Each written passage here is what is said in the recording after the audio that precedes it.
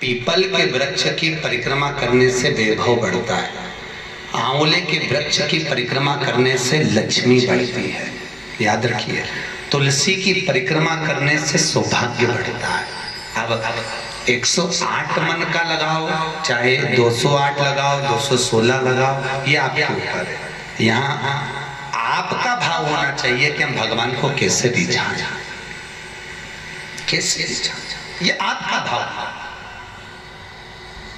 उसका फल क्या है? तो उसका फल वैभव प्राप्ति का है, धन प्राप्ति का, यश प्राप्ति का। आप जितनी लगाएं। के पुत्र श्री भरत जी महाराज अपनी योनि से छूटे तो हिरण की योनि में गए।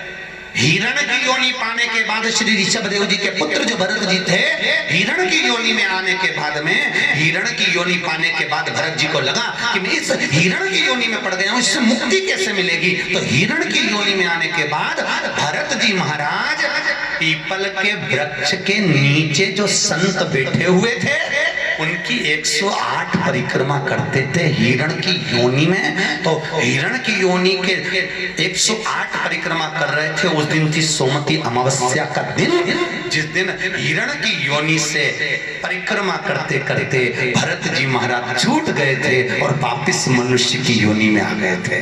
ये 108 परिक्रमा का फल है। ऋषभ जी के पुत्र हिरण की योनि से छूटकर परमात्मा की भक्ति को मनुष्य देह में ले गए।